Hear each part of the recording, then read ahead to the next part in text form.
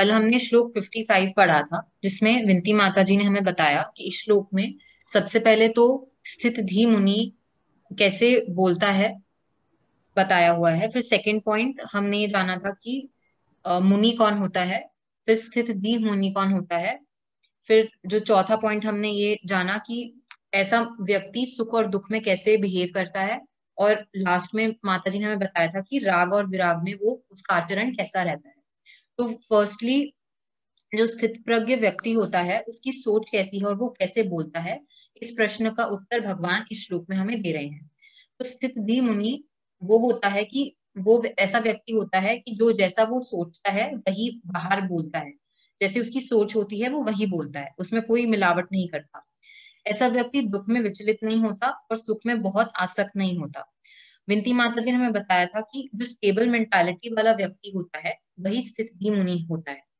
और वो मौन रहता है, यानी वो भौतिक स्तर पे अनर्गल बातें नहीं करता। और ऐसा व्यक्ति मननशील भी होता है, यानी वो हर सिचुएशन को एनालाइज करता है। फिर आगे माता जी ने हमें बताया कि जो असली मुनि है वो वो ऐसा व्यक्ति है जो दूसरी दूसरे मुनियों से भिन्न हो, क्योंकि उसी से हमें पता लग पाता है कि वो सोच रहा है। लेकिन जो शुष्क चिंतन करता है वो शास्त्र के बेसिस पे नहीं करता। तो ऐसा व्यक्ति ही मुनि कहलाता है, लेकिन वो किसी निष्कर्ष पे नहीं पहुंच पाता, क्योंकि वो शास्त्र के बेसिस पे जो चिंतन करता है वो शुष्क चिंतन होता है, शास्त्र के बेसिस पे नहीं होता। लेकिन जो स्थित धीर मुनि होता है वो ऐसा व्यक्ति है जिसकी बुद्धि कृष्ण में स्थित हो गई हो।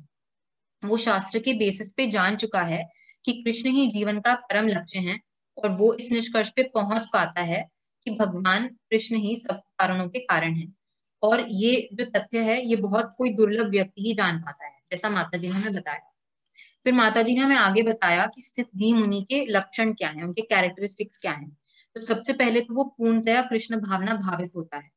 और सेकेंडली वो तीन तापों से विचलित नहीं होता, वो हर परिस्थिति में स्टेबल रहता है। इसको एक्सप्लेन करते हुए माता जी ने हमें बताया कि तीन ताप होते क्या हैं।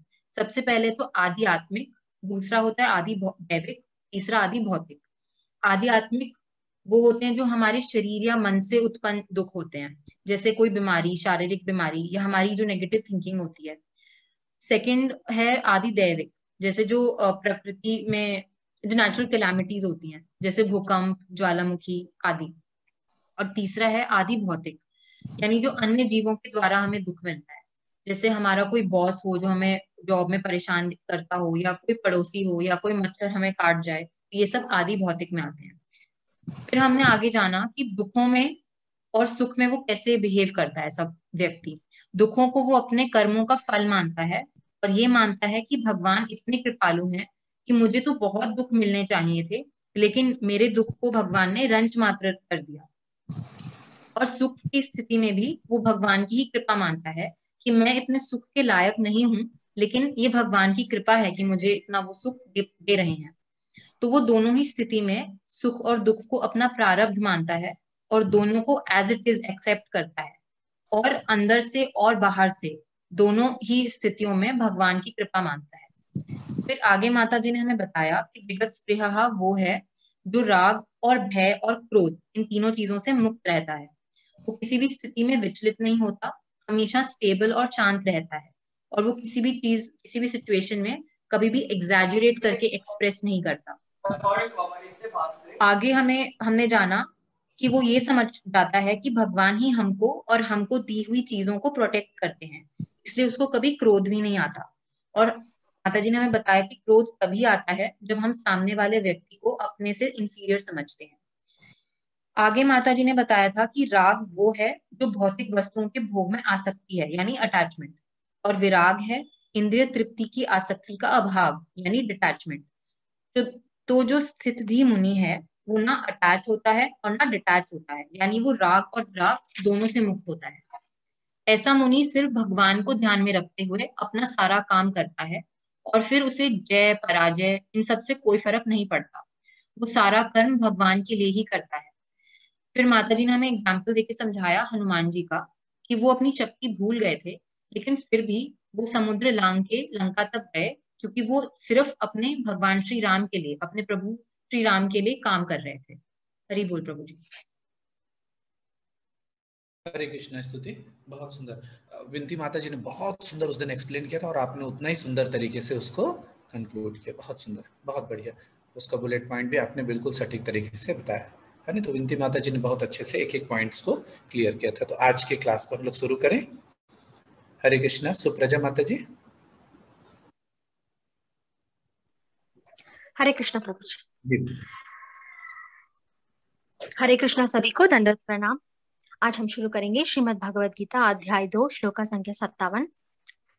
यह सर्वत्र नाभिस्नेहस्तत्तत् प्राप्य शुभाशुभम् नाभिनन्दति न द्वेष्टि तस्य प्रज्ञा प्रतिष्ठिता। यह सर्वत्र नाभिस्नेहस् यः सर्वत्र अनिभिस्नेह तत्तत् प्राप्य शुभाशुभम् तत्तत् प्राप्य शुभ अशुभः नाभिनन्दति न द्वेष्टि न अभि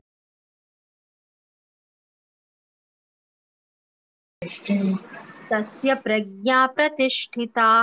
तस्य प्रज्ञा प्रतिष्ठितः। हरे हरे कृष्णा। रेखा माता जी आप पढ़िएगा। जी प्रभु। हरे कृष्णा सभी को दंडवत प्रणाम। यह सर्वत्र नाभिस्नेहः यः सर्वत्र सर्वत्र प्राप्य शुभाशुभम् तत्तत् तत्प्राप्य शुभाशुभम् नाभिनन्दन्ति न द्वेष्टि न न अभिनन्दति न दृष्टि तस्य प्रज्ञा प्रतिष्ठिता। तस्य प्रज्ञा प्रज्ञा प्रतिष्ठितः। प्रतिष्ठिता। हरे कृष्णा। हरि बोल। हरि बोल माता जी। कुलकर्णी माता जी, कुलकर्णी माता जी आप पढ़िएगा।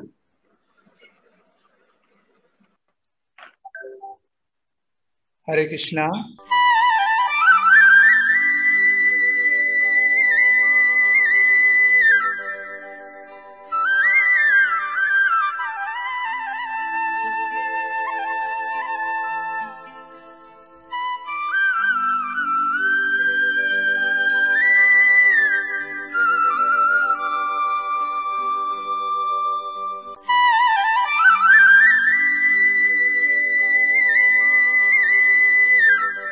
दृष्टि तस्य प्रज्ञा प्रतिष्ठिता। तस्य प्रज्ञा प्रतिष्ठिता। प्रतिष्ठिता। हरे हरे कृष्णा। कृष्णा। हरे बोल। उमा सोनी माता जी। प्रभु जी हरे कृष्णा। जी माता जी पढ़िएगा।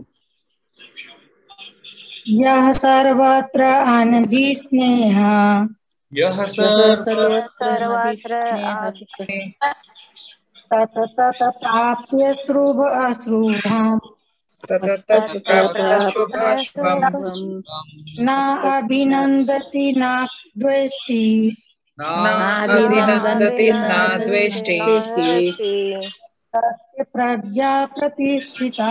तस्य तस्य प्रज्ञा प्रज्ञा प्रतिष्ठिता। प्रतिष्ठिता। हरे कृष्णा हरि बोल। हरि बोल। बहुत सुंदर। गीता सुनीता माता जी। जी प्रभु जी। जी माता जी पढ़िए। यह सर्वत्रानभिस्पृहस्त यह सर्वत्र सर्वत्र तत् प्राप्य शुभाशुभम् तत् प्राप्य प्राप्य शुभाशुभम् शुभाशुभम् नाभिनन्दति न देष्टि नाभिनन्दति न द्वेष्टि दृष्टि तस्य प्रज्ञा प्रतिष्ठिता। तस्य तस्य प्रज्ञा प्रतिष्ठिता। हरे कृष्ण। आर्यन सोनी माता जी, आर्यन सोनी माता जी के नाम से जो जुड़े हैं आप अनुवाद रिपीट कराइएगा। आर्यन सोनी। हाँ माता जी, माता जी अनुवाद रिपीट कराइएगा। हरे कृष्ण हरि बोल। प्रभु जी को प्रणाम। माता जी अनुवाद रिपीट सभी को दंडवत प्रणाम। जी कहाँ चले गए? अनुवाद रिपीट कराइएगा। इस भौतिक जगत में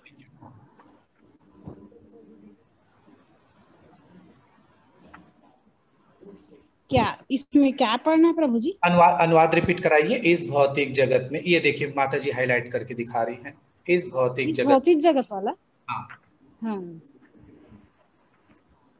इस भौतिक जगत में जो व्यक्ति इस न तो भौतिक जगत में जो व्यक्ति न तो शुभ की प्राप्ति से हर्षित होता है, ना तो तो शुभ शुभ की प्राप्ति से हर्षित होता है और न अशुभ के प्राप्त होने पर और न अशुभ के प्राप्त होने पर उससे घृणा करता है, उससे घृणा करता है।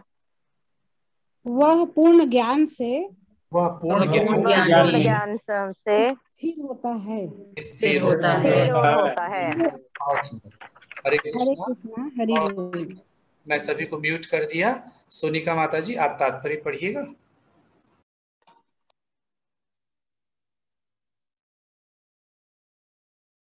हरे कृष्णा प्रभु जी। जी माता जी तात्पर्य पढ़िएगा।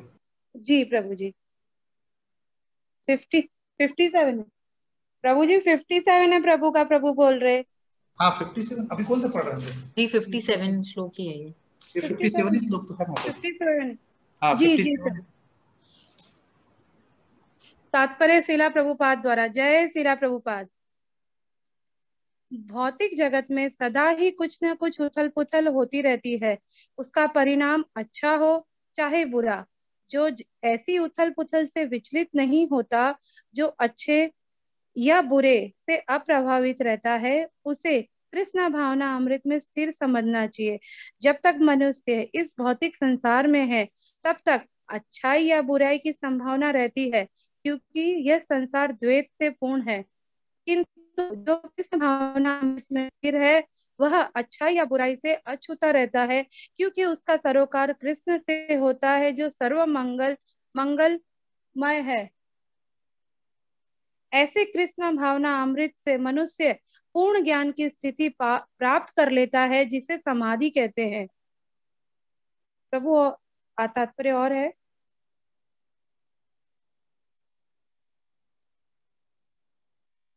इतना ही है बस। जी हरि बोल। हरे कृष्णा। हाँ अमित प्रभु जी।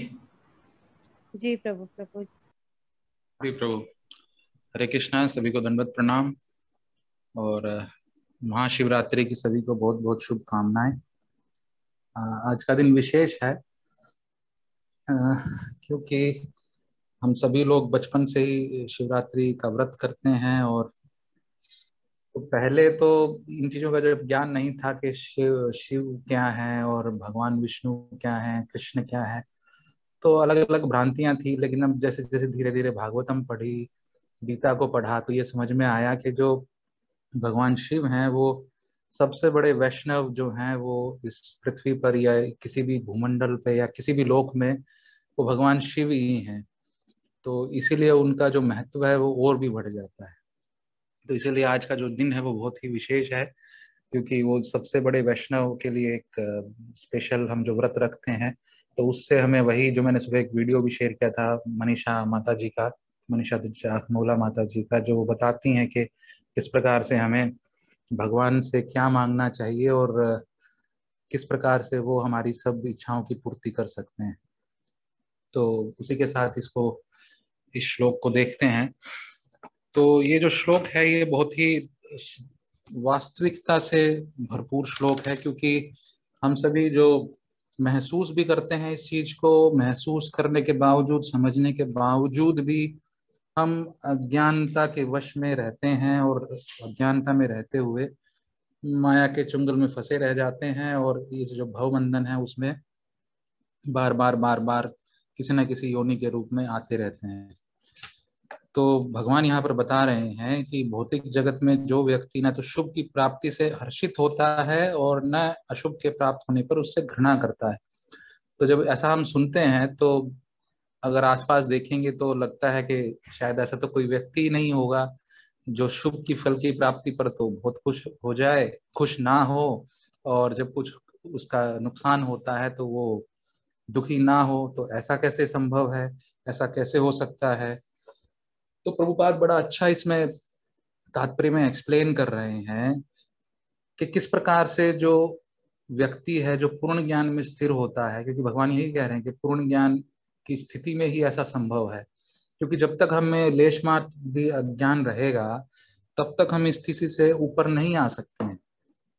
अब भौतिक जगत की जब बात करते हैं तो भौतिक जगत में हम सभी ये देख चुके हैं, समझ चुके हैं पिछले कुछ श्लोकों में कि किस प्रकार से जो 3 ताप हैं, जो 3 गुण हैं, क्योंकि भौतिक प्रकृति के अंदर ही वो 3 गुण हैं और उन 3 गुणों के अंतर्गत ही हमें जब कार्य करना है तो ऐसा संभव कैसे हो सकता है कि हम अपने कार्य भी करें और जो फल हैं उससे विलग रहें। तो उस विषय में हमने डिस्कशन किया था कि अकर्म क्या है, विकर्म क्या है और सकाम कर्म क्या है, ये सब हम डिस्कस कर चुके हैं। तो जो पिछला श्लोक था उसमें ताप के बारे में भी बताया गया था, क्योंकि ये जो ताप है और जो ये 3 गुण है, ये विशेष रूप से जो ताप है, इन तापों के कारण वो ताप एक्चुअली क्यों है, क्योंकि जो हम अपने पिछले जन्म में कर्म करते हैं उसका प्रारब्ध जब बनता है तो उन 3 तापों के आधार पर जो हमारे सुख दुख हैं उनका निर्धारण होता है। और इसी प्रकार जो इस जन्म में हम कर्म करते हैं, इस जन्म में जो हम कर्म करेंगे उससे फिर हमारे जो ये ताप हैं फिर वो अगले जन्म में वो किसी न किसी रूप में हमारे सामने आते हैं। तो 3 ताप जो ऑलरेडी डिस्कस किए जा चुके हैं, उनमें से जो मानसिक ताप रहता है, जो कि आध्यात्मिक ताप की श्रेणी में आता है, वो सबसे ही मतलब उसको कहेंगे कि जो सबसे ज्यादा हमारे दुखों का जो कारण होता है ये मानसिक होता है। शारीरिक भी होता है, क्योंकि ये जो दोनों ताप हैं शारीरिक और मानसिक, वो आध्यात्मिक ताप में ही आते हैं। और उसका कारण भी वही है क्योंकि हमारा जो सूक्ष्म शरीर होता है वो जब हम शरीर चेंज करती है आत्मा, उसके जो कर्म की जो एक वजह से रहता है ना, हार्ड ड्राइव रहती है या वो चिप रहता है, वो जो हमारे कर्मों का चिप है वो ट्रांसफर जब होता है उस सूक्ष्म शरीर के साथ, तो ये आध्यात्मिक तौर पर होता है और फिर वो भौतिक तौर पर हमें शरीर की प्राप्ति होती है और उसी से हमें उन तापों का निर्धारण हो जाता है कि हमें कितने आध्यात्मिक ताप मिलने वाले हैं या भौतिक ताप मिलेंगे या दैविक ताप मिलेंगे। अब आप देखिए कई दफा जैसे भौतिक ताप की जब बात करते हैं या भौतिक दुखों की हम जब बात करते हैं तो किस प्रकार से मिलता है कि हम किसी व्यक्ति को जानते भी नहीं होते हैं और जैसे हम स्कूटर चलाते हैं इंडिया में या कहीं पर कार चला रहे होते हैं तो सामने से कोई कार को लेकर के जाएगा, एकदम से लेकर के चला जाएगा, या आपसे कुछ गलती हो जाती है, आपने किसी को हॉर्न भी मार दिया तो पीछे मुड़कर देखेगा और 2-3 गाली आपको दे देगा, या पुलिस वाला आपको खाम में रोक लेगा और एक आधा थप्पड़ रसीद कर दिया, तो आप सोचोगे कि मैंने इस आदमी का कभी क्या बिगाड़ा था जो ये मुझे गाली दे रहा है, या इस आदमी ने मुझे थप्पड़ मार दिया, इस पुलिस वाले ने थप्पड़ मारा, मैंने तो गलती भी नहीं की, पीछे वाले ने हॉर्न मारा था और इसने मेरे को थप्पड़ रसीद कर दिया। तो ये सब क्या होता है, ये कहीं ना कहीं जो हमारा कर्म किया होता है उस व्यक्ति के प्रति, हमने कोई ईर्ष्या कभी की होगी या हमने उसको कभी थप्पड़ मारा होगा पिछले जन्म में, उसका वो सिर्फ एक फल मात्र होता है। इसी प्रकार से जो ताप हैं वो हमारी जो स्थिति है उसके हिसाब से भी हमको प्रभावित करते हैं। तो इसलिए कहा जाता है कि अगर हम कृष्ण भावना भावित हो जाते हैं तो ये सुख दुख का जो चक्र है या जो द्वैतवाद है इस संसार का, उससे ऊपर उठ सकते हैं। तो जो मैं बता रहा था कि मानसिक जो स्थिति है वो किस प्रकार से, क्योंकि मानसिक तौर पर जो हमें दुख प्राप्त होते हैं उनका जो मेन कारण है वो क्या होता है, वो होता है काम क्रोध लोभ। ये जो 3 है ये मेन विषय होते हैं जिसकी वजह से हमें जो दुख है वो प्राप्त होते हैं। इसी में फिर आगे बढ़ करके जो हमारा काम क्रोध मद मत्सर घृणा ईर्ष्या द्वेष भय, ये जो सारी चीजें हैं ये मानसिक तौर पर होती हैं। क्योंकि जब हम बात करते हैं सूक्ष्म शरीर की तो फिर से मैं वही वर्ड यूज करूंगा कि जो झूठा अहंकार, क्योंकि जो चीज हमारा नहीं है उस चीज का अहंकार हम कैसे कर सकते हैं, तो इसलिए वो अहंकार भी नहीं होता है, वो झूठा ही होता है, तो इसलिए उसको फॉल्स ईगो बोला जाता है। तो जब ये चीजें होती हैं मानसिक तौर पर, हमें अगर काम बहुत ज्यादा है, काम बहुत ज्यादा होगा मतलब हमारी इच्छाएं बहुत ज्यादा हैं, तो हमारा क्रोध भी जो है वो भी बहुत ज्यादा होगा, क्योंकि लोभ की जो स्थिति है वो धीरे धीरे बढ़ती चली जाती है जैसे जैसे हमें कुछ और प्राप्त होता चला जाता है। अगर वो प्राप्त नहीं होता है तो क्रोध होता है, हमें किसी चीज की प्राप्ति नहीं हुई, हमें बहुत आसक्ति है, हमें बहुत मतलब किसी चीज की डिजायर है कि नहीं मुझे तो ये प्राप्त होना ही चाहिए, मैंने बहुत उस चीज को प्राप्त करने के लिए मैंने बहुत मेहनत किया है, तो मुझे अगर वो प्राप्त नहीं होती है तो क्रोध आता है, और वो प्राप्त हो जाती है तो मुझे एक सेटिस्फेक्शन मिलता है उस केवल क्षणिक भर के सुख के लिए। जैसे कि कोई बच्चा अगर कुछ पास भी कर लेता है तो हम उसको कॉन्ग्रेचुलेशन तो बोलते हैं, लेकिन हम आगे क्या कहते हैं, बेटा आगे भी ऐसे ही तरक्की करो। तो लोभ का हमने क्या किया है, एक बीजारोपण किया है अपने अंदर, अपने बच्चों के अंदर के ठीक है आपने ये तो कर लिया लेकिन अभी और आगे जाना है आपको। तो वहीं से जब वो प्राप्ति की जब सिचुएशन आती है, वो पढ़ाई कर करके नौकरी करता है और उसकी अगर स्टार्टिंग में ही उसको 1-1.5 लाख रुपया मिलता है तो वो वहीं थोड़ी रुकता है, वो फिर और आगे जाता है। तो इस प्रकार से जो इच्छाएं हैं वो और बलवती होती हैं, तो लोभ बनता चला जाता है। अगर नहीं होती है तो फिर क्रोध बनता है। तो इसलिए जो काम, क्रोध और जो लोभ है वो फिर और जो विषय हैं, जो और हमारी नेगेटिविटी हैं या नेगेटिव जो फीलिंग्स हैं या जो कार्य हैं, उनको और जन्म मिलता है। इसी में भय, जो भय है, भय भी इसी वजह से होता है कि आगे फ्यूचर में क्या होगा। हम अपने फ्यूचर को लेकर के बहुत भयग्रस्त रहते हैं, हमें ये लगता रहता है कि अब पता नहीं आगे क्या होने वाला है। उस भय के कारण ही जो हमारा लोभ है वो कभी समाप्त नहीं होता है। वो भय ही तो है जो हमें आगे चलाता है कि अगर मैंने 50 लाख नहीं जोड़े या 25 लाख नहीं जोड़े अगले 4-5 साल में, तो पता नहीं मैं रिटायरमेंट के बाद किस प्रकार से मेरी जीविका का यापन हो पाएगा। ये भय ही तो है हमारे फ्यूचर का, कि जिस वजह से हम संचित करते हैं या कोई भी जो कार्य करते हैं, बहुत सारे कार्य हमारे जीवन के इस भय से ही रिलेटेड होते हैं। अब कोई बोल सकता है मुझे तो किसी चीज का डर नहीं लगता, कल होगा देखी जाएगी, लेकिन वो सब एक बाह्य तौर पर होता है, क्योंकि अगर वो भय ही खत्म हो जाएगा तो हमारी जो मानसिक चिंता है वो स्वयं ही खत्म हो जाएगी, क्योंकि उस भय के वश में ही आकर के तो हम ये सब कार्य कर रहे होते हैं कि मुझे और पढ़ना है, और पढ़ना है, और प्राप्त करना है, और प्राप्त करना है। पढ़ने में बुराई नहीं है, लेकिन एक उस भय में रह करके कि नहीं मुझे तो यही चाहिए, मतलब नहीं मिला तो क्या होगा। कुछ लोग क्या होते हैं, उस भय की वजह से वो अपने कर्म करना छोड़ देते हैं कि नहीं ये इससे तो मेरे बस का तो है नहीं, मैं तो नहीं कर पाऊंगा। तो भय के भी बहुत सारे प्रकार हैं, तो उसमें नहीं जाते हैं।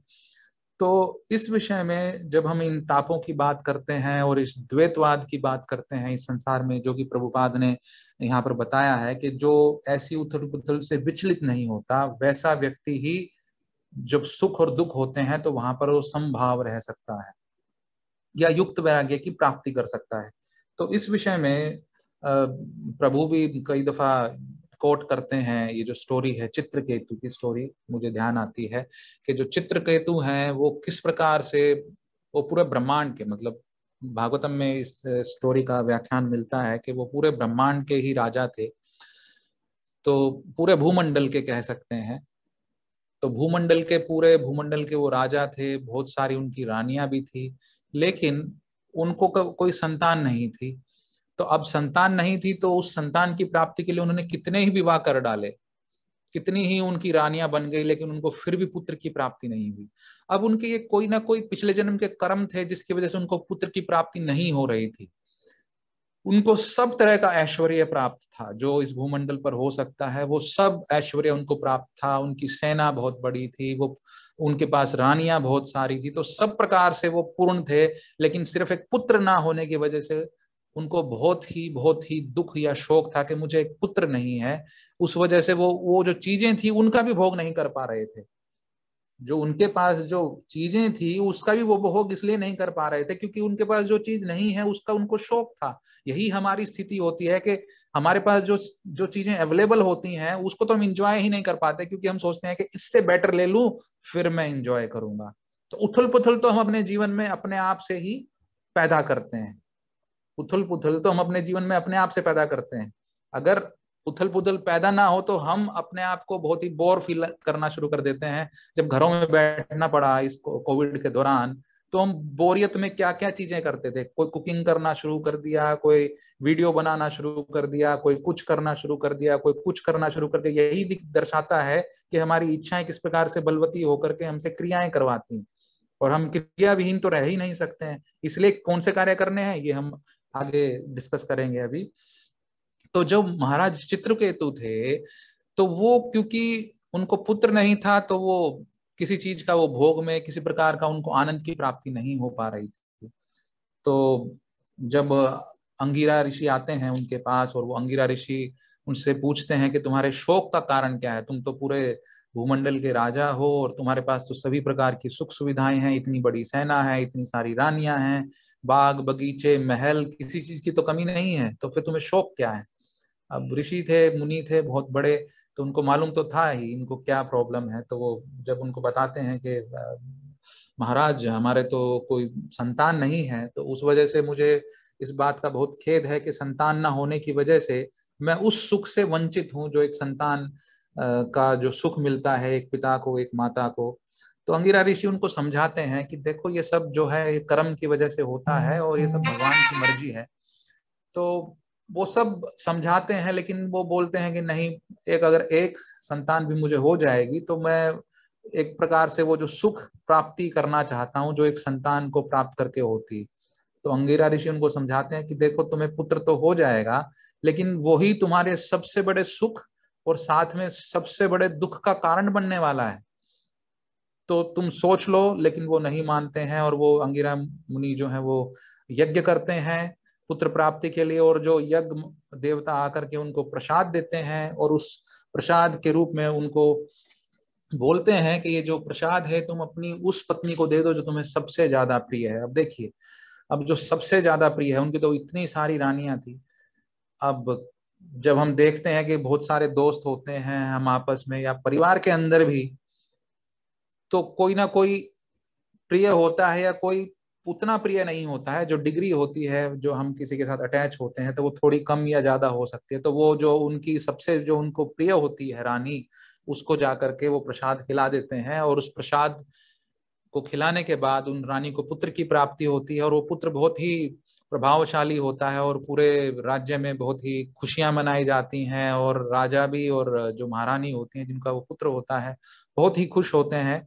लेकिन क्योंकि दूसरी रानियों को पुत्र की प्राप्ति नहीं होती है या संतान की प्राप्ति नहीं होती है, तो वो उस पुत्र से, राजा के पुत्र से ईर्ष्या करना शुरू कर देती हैं।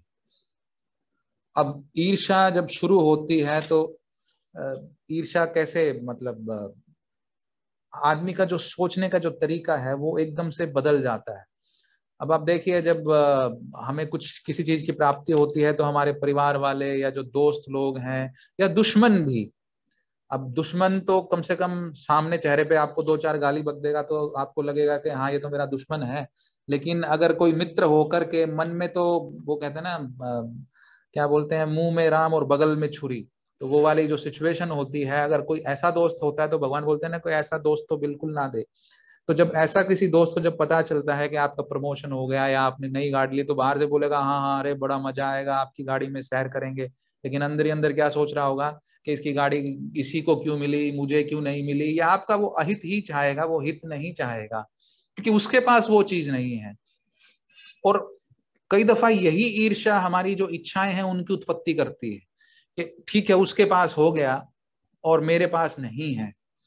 अब जब वो नहीं है तो उसकी जो इच्छा इतनी बलवती कर देती है वो ईर्ष्या कि वो उसकी प्राप्ति के लिए किसी भी हद तक जाने के लिए तैयार हो जाता है। कितनी दफा ये फिल्मों में दिखाया भी जाता है कि किसी दोस्त को इतना सब कुछ मिल गया तो वो उस ईर्ष्या रूप में ही वो मन में ठान लेता है और करके दिखा देता है। उस चीज को कितनी बड़ाई बताई जाती है, कितना अच्छे से दर्शाते हैं, जो डायरेक्टर होता है कितने अच्छे से उसको प्रेजेंट करता है, जो स्टोरी रिप्रेजेंटेशन होता है उनका।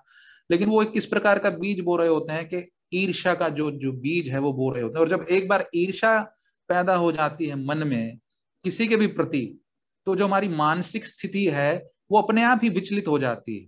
उसको किसी को कुछ करने की आवश्यकता नहीं होती है। वो आदमी ना होते हुए भी आपके सामने, आपके दिमाग में, आपके मन में वो एक स्थायित्व ग्रहण कर लेता है, एक जगह ग्रहण कर लेता है कि वो अच्छा उस आदमी को तो ऐसा हुआ होगा। हम और उसके बारे में नेगेटिव थॉट्स के साथ उसका हित तो चाहते ही चाहते हैं और हमारी जो मानसिक स्थिति है उसको भी हम खराब कर बैठते हैं। और जब हमारी खुद की मानसिक स्थिति खराब होती है उस ईर्ष्या की वजह से, तो हम क्या सोचने लग जाते हैं, सिर्फ नेगेटिव थॉट्स आते हैं। अगर वो सामने वाला जो ईर्ष्या कर रहा है तो हो सकता है वो कभी ना कभी आपके भले की भी बात करेगा, तो आप अगर वो 99 में से एक अच्छी बात भी करेगा तो वो एक अच्छी बात भी वो उस ईर्ष्या में बह जाती है और हम उसको भी दरनिकार कर देते हैं। तो ईर्ष्या एक ऐसी चीज होती है और इसी वजह से जब हमारी सोच इतनी कुलसित हो जाती है या कुंठित हो जाती है तो हम ऐसे कार्य कर जाते हैं जो हमें नहीं करने होते हैं। तो इसी प्रकार से जब उन रानियों को ईर्ष्या होती है कि इस रानी को तो पुत्र है और सभी जगह इसकी वाही वाही हो रही है, जो कि हमारी भी होनी चाहिए थी, हमें प्रसाद नहीं मिला, तो इस कुंठा के तहत वो क्या करती हैं, वो एक प्लान बनाते हैं और प्लान बना करके उस बेटे को जहर दे देते हैं और जहर दे करके उसकी मृत्यु हो जाती है बच्चे की।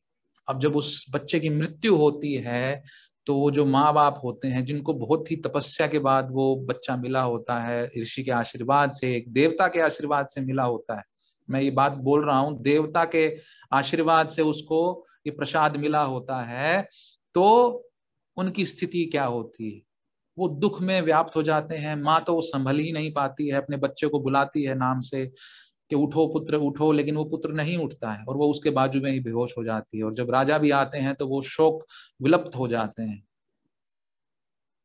अब उनको ऋषि ने बोला था कि देखो, तुम्हारे सबसे बड़े सुख का कारण और सबसे बड़े दुख का कारण ये पुत्र ही बनने वाला है।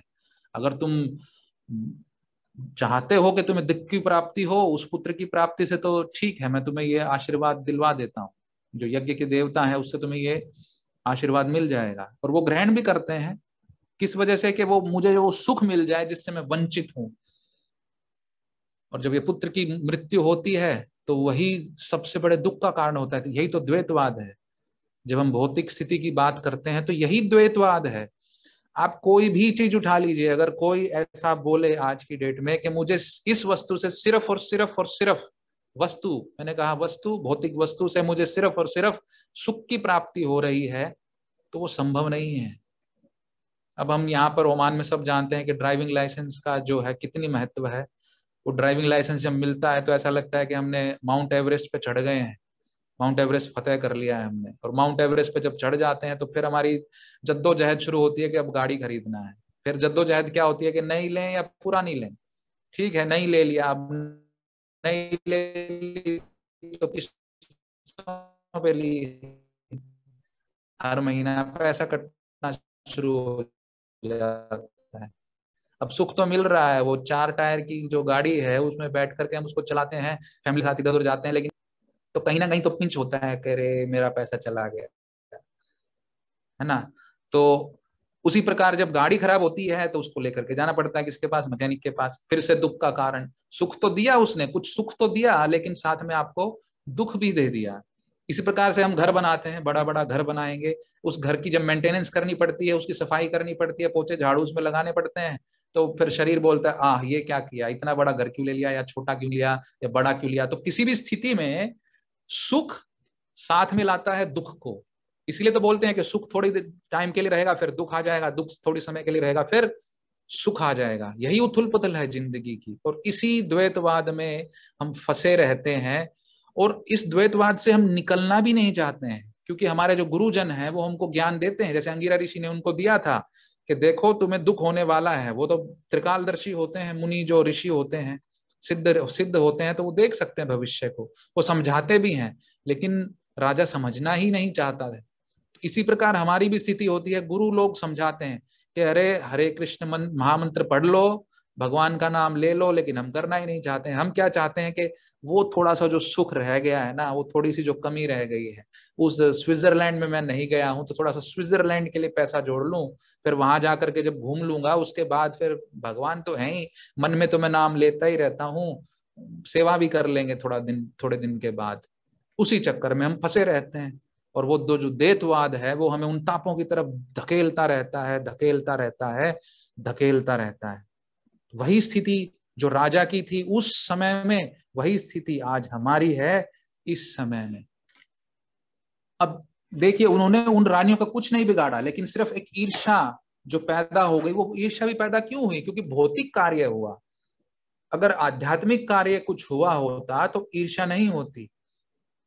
क्योंकि देखिएगा, कभी भी जब किसी के यहाँ भौतिक कार्य होते हैं, किसी की शादी बहुत अच्छी हो गई, तो हम बहुत दिखावा करके करेंगे कि हमारे घर पे भी शादी उससे बड़ी हो। लेकिन जब कोई बहुत अच्छा जागरण करता है या बहुत अच्छा पाठ करवाता है भागवतम का, तो हम मन से प्रसन्न होकर वहां पर उसमें सम्मिलित होते हैं, उस प्रसाद को ग्रहण करते हैं। और जब उससे प्रेरणा लेकर के है, जब हम अपने यहाँ पर करते हैं तो कोई ईर्ष्या की वहां पर गुंजाइश ही नहीं होती है। सिर्फ और सिर्फ आनंद की हमें प्राप्ति होती है जब हम आध्यात्मिक कार्य की कॉपी करते हैं। लेकिन जब हम भौतिक कार्य की कॉपी करते हैं किसी ईर्ष्यावश, तो वहां पर हमेशा ये संभावना रहती है कि कोई ना कोई ईर्ष्या वहां पर है ही है। तो इसीलिए जब हम कोई भी भौतिक कार्य करते हैं इस भौतिक प्रकृति के अंतर्गत, तो वहां पर ये उथल पुथल जो है वो स्वयंभावी ही है। तो इसी प्रकार जब एक सेकंड प्रभु, इसमें आगे जैसे बताया गया है कि जो अच्छे या बुरे अशुभ से प्रभावित रहता है उसे कृष्ण भावना अमृत में स्थिर समझना चाहिए। तो अब इस विषय में जब अंगिरा मुनि जब आते हैं आगे, वो देखते हैं कि राजा की स्थिति क्या है इस वक्त, और नारद मुनि भी आते हैं साथ में उनके। तो वो पूछते हैं तुम्हारे शोक का कारण क्या है। तो वो बताते हैं कि ये जो हमारा पुत्र है इसकी मृत्यु हो गई है, अकाल मृत्यु हो गई है, किसी ने इसको जहर खिला दिया है। तो अंगिरा मुनि और नारद मुनि दोनों उसको समझाते हैं कि देखो राजन, मैंने पहले ही आपको समझाया था कि आपको इससे दुख की प्राप्ति होगी, लेकिन आप नहीं माने। और दूसरी चीज, आपके शोक का कोई कारण ही नहीं है। शोक का कारण क्यों नहीं है? क्योंकि जो ये आपके पुत्र हैं, ये तो एक सिर्फ शरीर इनको मिला था, एक भोग के लिए इनको ये शरीर की प्राप्ति हुई थी, वो उनका समय पूरा हो गया और उनकी जो शाश्वत आत्मा है वो जा चुकी है। लेकिन राजा नहीं मानते हैं, बहुत प्रार्थना करते हैं। तो नारद मुनि फिर उनकी जो उस बच्चे की आत्मा होती है उसके साथ ध्यान में बात करते हैं और उसको वापस बुलाते हैं। जब वो वापस बुलाते हैं तो वो पुत्र खड़ा होता है और पूछता है, नारद मुनि उनको बताते हैं कि तुम्हारे माता पिता बहुत ही शोकाकुल हैं तुम्हारी मृत्यु की वजह से। अब क्योंकि वो उस शरीर को छोड़ चुका होता है और उसकी जो याददाश्त है वो वैसी नहीं रह जाती है, तो वो पूछता है कि किस माता पिता की बात कर रहे हैं आप मुनि? वो माता पिता जो मेरे पिछले जन्म में थे या जो लाखों जन्मों से मेरे माता पिता बनते आ रहे हैं, उन माता पिताओं की, तो किस माता पिता के शोक की बात कर रहे हैं? तो जब चित्रकेतु ये बात सुनते हैं तो उनका जो शोक है वो थोड़ा सा एकदम से वो स्तब्ध हो जाते हैं कि ये बच्चा क्या बात कर रहा है। और जब ये ऐसी बात जब वो सुनते हैं तो फिर उनका जो माया का जो जाल है वो उनके दिमाग से थोड़ा सा हटता है और फिर वो नारद मुनि की जो शरण ग्रहण कर लेते हैं। और नारद मुनि उनको यही ज्ञान देते हैं कि देखो राजन, जब तक तुम इस भौतिक कार्यों में संलिप्त रहोगे, ये जो तीन ताप हैं, ये तो दैहिक दैविक भौतिक जो ताप हैं, ये तीनों तुमको सताते रहेंगे और सतो रजो और तमो गुण में तुम फंसे ही रहोगे। तो इससे छुटने का जो सबसे बड़ा उपाय है वो सिर्फ और सिर्फ हरि नाम ही है। तो वो उनको मंत्र देते हैं भगवान श्री कृष्ण का कि तुम इसको जब शुद्ध मन से जपोगे या तुम इसको सिर्फ तुम जपना शुरू कर दो, तुम्हारे अंदर जो शुद्धता है वो अपने आप आना शुरू हो जाएगा। यही नारद मुनि उनको बोलते हैं कि तुम इस मंत्र का बस उच्चारण करना शुरू करो। और जो चित्रकेतु महाराज होते हैं वो उनकी बात सुनते हैं, उनको अपना गुरु मानते हैं और वो जो उनको मंत्र देते हैं, गुरु मंत्र देते हैं, उस गुरु मंत्र को वो जपते रहते हैं। तो धीरे धीरे जो उनके अंदर की जो इच्छाएं हैं, जो ताप हैं, जो उनके दुख हैं, वो सब धीरे धीरे समाप्त होना शुरू हो जाते हैं और वो भगवान की उनको दर्शन प्राप्त होते हैं। और जब भगवान के दर्शन उनको प्राप्त होते हैं तो भगवान उनको क्या बोलते हैं? भगवान उनको ये बोलते हैं कि तुम्हें दर्शन मिलने का कारण ये नहीं कि तुम मेरा नाम जप रहे थे, तुम्हें दर्शन मिलने का कारण ये है कि तुमने जो मेरे भक्त हैं उनकी बात मान करके मेरा नाम रटा है या मेरा नाम जपा है। तो देखिए यहाँ पर वैष्णव की जो इंपॉर्टेंस है, जो मैं पहले जब मैं बोल रहा था कि जो भगवान जो शिव हैं वो कितने बड़े दयालु हैं हम सभी जानते हैं, और सबसे बड़े वैष्णव भी वही हैं। क्योंकि राम रक्षा स्तोत्र में वो राम रामेति रमेति वाला जो हम बार बार कोट भी करते हैं कि किस प्रकार से जो भगवान राम का जो एक नाम है वो किस प्रकार से विष्णु भगवान के 1000 नामों के तुल्य है, वो कौन बोलता है? वो शिव भगवान ही तो बोलते हैं। वही तो हमको दे रहे हैं वो नाम। राम का नाम हमें दे कौन रहा है? भगवान शिव ही दे रहे हैं। इसीलिए जो वैष्णव की जो महत्वता है वो हम बार बार जब दुर्वासा ऋषि का जो प्रसंग आता है कि किस प्रकार से सुदर्शन उनके पीछे पड़ जाता है और वो जो भक्त की शरण ग्रहण करते हैं तभी वो उनसे छुटकारा मिल पाता है। तो उसी प्रकार जब भगवान उनको दर्शन देते हैं चित्रकेतु को, तो बताते हैं कि ये सब मेरे भक्त के साथ जब तुम आए, उनके साथ तुम्हारा मिलन हुआ और उनके कथन अनुसार जब तुमने मेरा नाम जो तुमने लिया है उससे मैं प्रसन्न होकर के तुम्हें दर्शन दे रहा हूं। तो अब देखिए, जो प्रभुपाद यहाँ पर जो बात बोलना चाह रहे हैं वही भगवान ने वहां पर जो बात बोली है चित्रकेतु को, कि जो कृष्ण भावना अमृत है वही व्यक्ति इस उथल पुथल से बच सकता है, और जो ये शुभ में भी वो स्थिर रहे और बुरे में भी वो स्थिर रहे, मीन्स समभाव रहे। कोई भी परिस्थिति हो, वो किसी भी परिस्थिति में ना तो ज्यादा उछले कूदे, ना ही वो ज्यादा शोकाकुल हो, क्योंकि जो कुछ है वो क्या है, वो सब तो भगवान का ही है। जब हम शरीर को बोलते हैं कि ये मेरा शरीर है, तो मेरा कहाँ है? अगर मेरा होता तो मैं इसको रोक लेता, इसकी जो चाल है उसको रोक लेता, और इसको हमेशा मैं यौवन जो है मेरा उसको कभी मैं खत्म ही ना होने दूं। कितने वीडियो आते हैं ना कि वो दिखाते हैं आशा पारेख पहले ऐसी थी, अभी ऐसी हो गई। आजकल तो वो ऐप भी आता है कि हम बूढ़े होंगे तो कैसे दिखेंगे, नहीं, आजकल तो ऐप भी बना दिया है कि उसमें फोटो डालो, अभी आप ऐसे दिख रहे हो। अब आदमी को ये भी देखिए, उसको ये देखना है कि मैं बूढ़ा होकर के कैसा दिखूंगा। अब इच्छाएं की तो मतलब कोई कंट्रोल है ही नहीं इंसान का। तो जब जो शरीर जो मालिक जो है उसका वो कौन है? वो भगवान ही है, परम नियंता ही है। जब उसका जब कुछ है तो इसके बलिष्ठ होने पर या दुर्बल होने पर खुशी कैसी या शोक कैसा? दुर्बल है तो शोक है, और अगर बलिष्ठ है तो ओह मैं बलवान हूं, तो उसका घमंड आना शुरू हो जाता है। तो वही स्थिति है कि अगर अच्छा है तो वाह वाह है, और अगर बुरा है तो दुख ही दुख है। भगवान मेरे साथ क्यों, उसके साथ क्यों नहीं, ऐसा क्यों, वैसा क्यों? जो हमारी लिस्ट है दुखों की वो खत्म ही नहीं होती है। हम बस रोते ही रहते हैं, रोते ही रहते हैं, रोते ही रहते हैं, बजाय इसके कि कारण कौन है उसको ढूंढना शुरू कर देते हैं कि मेरे दुख का कारण कौन है। बजाय उसके हमें क्या ढूंढना चाहिए कि मेरे सुख का कारण कौन हो सकता है, सुख का कारण कौन हो सकता है, हमें ये ढूंढने की आवश्यकता है। और वो कब हो सकता है? जब हमें ब्रह्म ज्ञान की प्राप्ति होगी। और वो ब्रह्म ज्ञान की प्राप्ति, ये हम बहुत ही भाग्यशाली लोग हैं कि हमें भारत वर्ष की भूमि पर जन्म मिला है। क्योंकि किसी भी दुनिया के कोने में आप चले जाइए, किसी भी दुनिया के कोने में, अमेरिका में लोग भोग करने के लिए जाते हैं, यूके में लोग भोग करने के लिए जाते हैं, क्योंकि भौतिक सुख सुविधाएं वहां पर चरम पर हैं। लेकिन क्या वो सुख प्राप्त कर पाते हैं? वो वाला जो वो ढूंढ रहे होते हैं, कभी नहीं मिलता है उनको। उसकी प्राप्ति के लिए वो हमेशा प्रयासरत रहते हैं। वीकेंड पे ये प्लान करेंगे, एडवेंचर करेंगे, ऊपर से बंजी जंपिंग करेंगे, ऊपर से वो पैराशूट में टंग करके जंप मार देंगे, हवाई जहाज में जाकर के जंप मार देंगे। थ्रिल, कुछ आनंद शायद मिल जाए, वो जो पराकाष्ठा है थ्रिल की या जो आनंद की, वो शायद हमें मिल जाए। क्या प्राप्त कर पाते हैं? नहीं कर पाते हैं। जब उनको थोड़ा सा भी ज्ञान होता है तो वो किस तरफ मुड़ते हैं? भारत भूमि की तरफ मुड़ते हैं। फिर ध्यान लगाते हैं, फिर मुनि बनते हैं, योगी बनते हैं।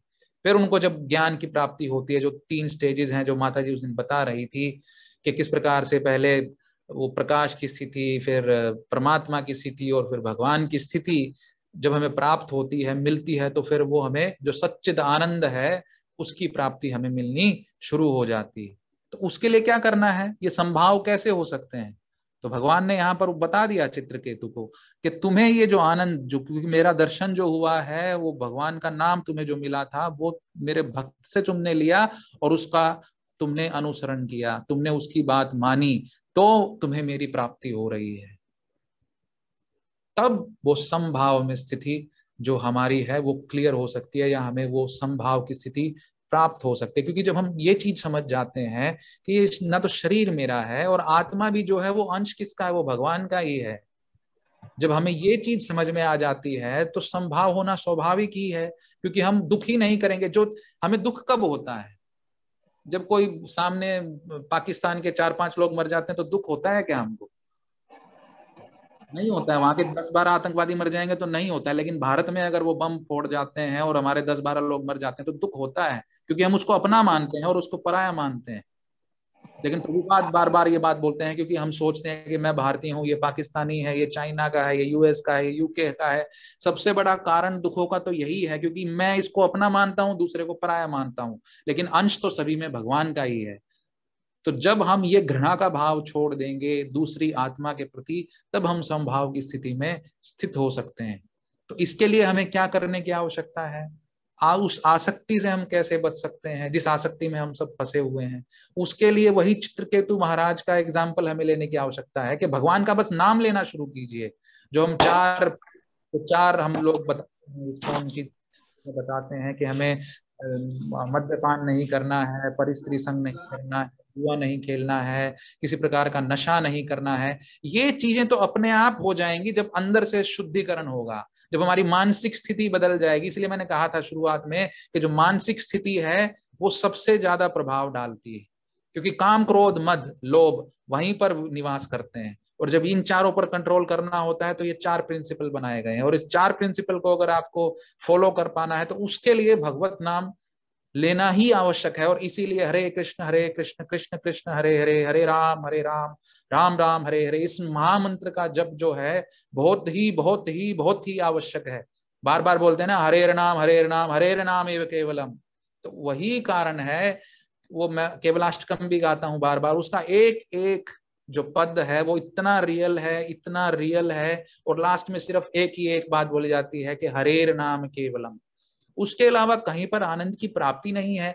जब हमें ये ज्ञान मिल गया, उसके बावजूद डेली हम यही ज्ञान लेते हैं, ये गीता में जब हम बैठते हैं 1.5 घंटा, हर कोई यही बात बोलता है, बोलते सब हैं, लेकिन जब करने की बारी आती है तो हम सब पीछे हटना शुरू कर देते हैं।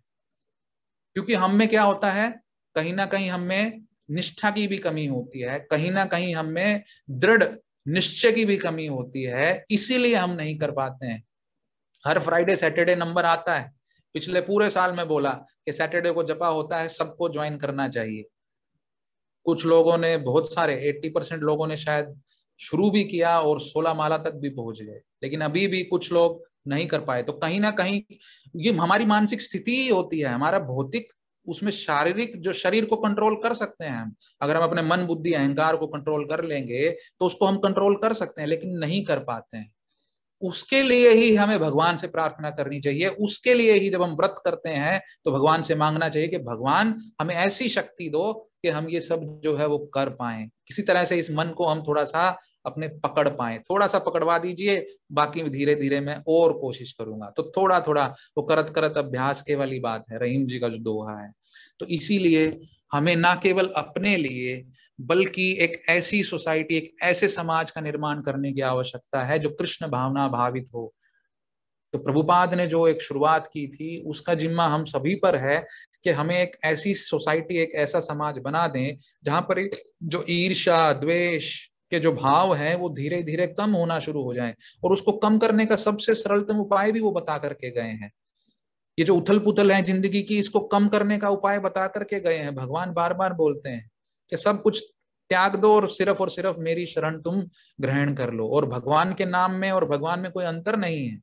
तो इसीलिए भगवान के नाम की महिमा जो है वो कई दफा भगवान के नाम से भी ज्यादा होती है। तो इसीलिए ये जो उथल पुथल है, ये जो द्वैतवाद है, अच्छाई या बुराई से जो अछूत रहता है, वो कौन है? वो वही व्यक्ति है जो कृष्ण भावना भावित होता है, जो ना केवल अपने लिए ऐसा कर्म करता है जो कृष्ण को समर्पित होता है, बल्कि जितने भी उससे रिलेटेड लोग होते हैं। जो रियल दान है वो क्या है? अगर किसी का आप अगर सुधार एक्चुअल में कर सकते हैं तो वो यही है कि उसको कृष्ण का नाम दे दें, बस। जब आप उसको कृष्ण का नाम दे देंगे, उसका जब प्यूरिफिकेशन हो जाएगा तो जो उसके भव बंधन है उससे वो मुक्त हो जाएगा। उससे बड़ा आप सोचिए सब कि उससे बड़ा हम किसी को क्या दान दे सकते हैं। आप उसको लाखों अरबों रुपए भी अगर दान में दे देंगे, अगर बिल गेट्स भी आप उसको बना देंगे, तो अल्टीमेटली रिजल्ट क्या होना है? एक दिन किसी दिन हार्ट अटैक हो जाएगा, या कोई किसी की गोली लग जाएगी, जैसे जॉन एफ कैनेडी को लग गई थी या गांधी जी को लग गई थी, और खत्म। लेकिन अगर आपने उसको भक्ति दान दे दिया तो हो सकता है फिर उसको गोली खाने के लिए दोबारा जन्म ही ना लेना पड़े, भगवत धाम की प्राप्ति हो जाए उसको। तो उससे बड़ा दान क्या है? तो इसीलिए हमें जितने भी अपने हैं, जिससे आपको थोड़ा सा भी लगाव है, थोड़ा सा भी लेश मात्र लगाव है, उसको आप सिर्फ और सिर्फ कृष्ण का नाम दीजिए। देखिए उसके जीवन की कितनी भी बड़ी उथल पुथल होंगी वो छोटी बन जाएंगी। जिस प्रकार से हवाई जहाज में बैठ करके नीचे के लोग दिखते ही नहीं हैं, उसी प्रकार ये जो दुख है, कितने भी बड़ा दुख होगा वो दिखना ही खत्म हो जाएगा, क्योंकि वो उस स्थिति में हो जाएगा, उस आध्यात्मिक स्थिति में हो जाएगा कि उथल पुथल जो है वो खत्म हो जाएंगी। और यही जो स्थिति होगी वो पूर्ण ज्ञान की स्थिति होगी। हरे कृष्णा प्रभु, हरि बोल। हरे कृष्ण, हरि बोल। हरि बोल। बहुत सुंदर, बहुत बढ़िया एक्सप्लेनेशन अमित प्रभु।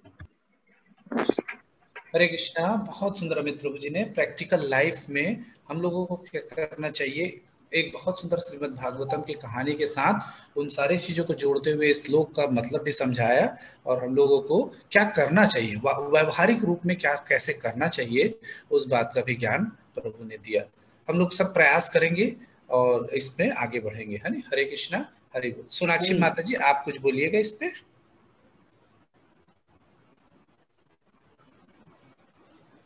सोनाक्षी प्रभु माता जी। जी। माता जी। जी प्रभु जी, हरे कृष्णा, सभी को हरे कृष्णा।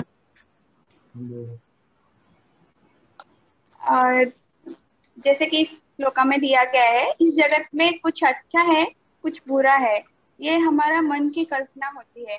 और पूर्वगत संस्कार के अनुसार मन कुछ चीजों को अच्छा मानता है, कुछ चीजों को बुरा मानता है, कुछ को शुभ मानता है, कुछ को अशुभ मानता है। और इस जगत में कुछ ना कुछ, हमेशा ही कुछ ना कुछ उथल पुथल होती रहती है।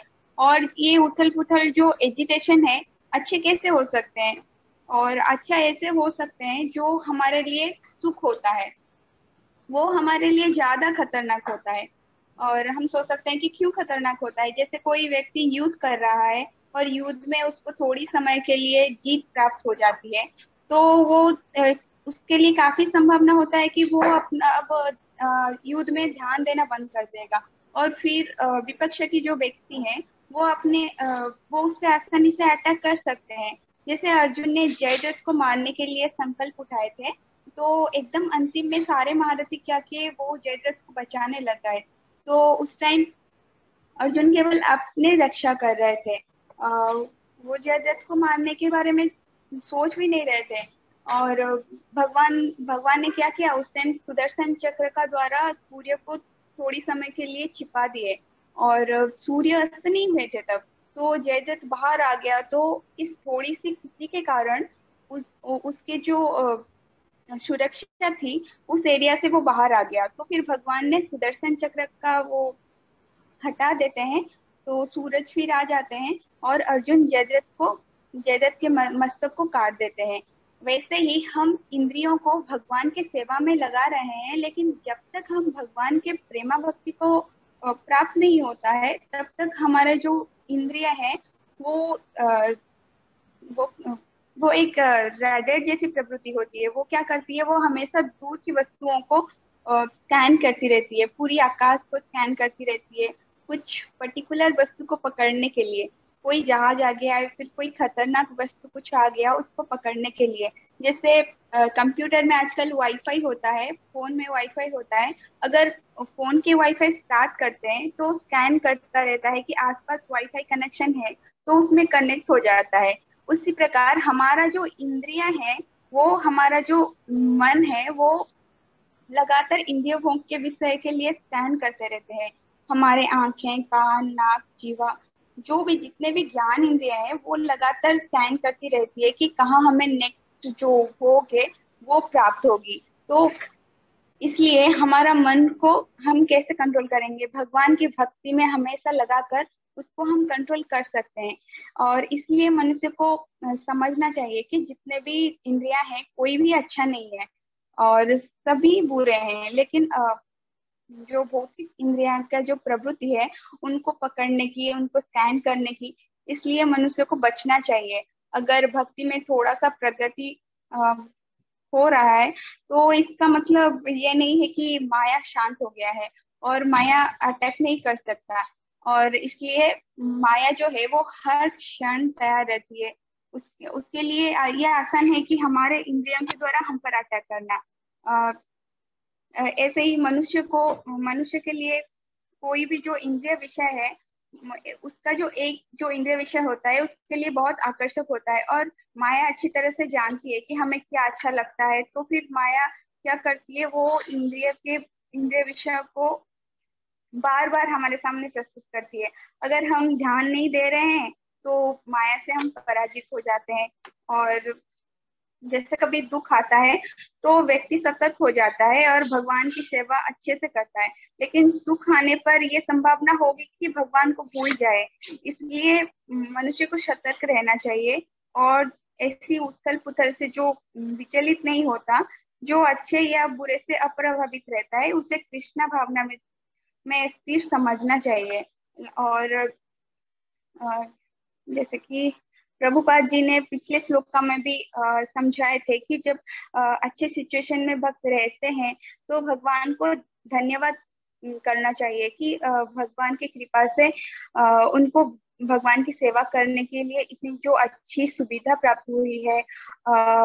अगर हमारा शरीर अच्छा है तो भगवान का धन्यवाद करना चाहिए कि हमें स्वस्थ शरीर मिला ताकि भगवान की सेवा कर सके। अगर कभी जीवन में दुख या कष्ट भी आता है तो भी भगवान को धन्यवाद करना चाहिए और सोचना चाहिए कि मेरे को बहुत भोगना था, बहुत ही कष्ट मिलने वाला था, लेकिन भगवान की कृपा से ये कम हो गया। इसका मतलब ये नहीं है कि भक्त दुख और सुख अनुभव नहीं करते, लेकिन दोनों परिस्थिति में भगवत की कृपा का अनुभव करते हुए भगवान को धन्यवाद देते हैं और जो अपने चेतना को भगवान के सेवा में लगाते हैं।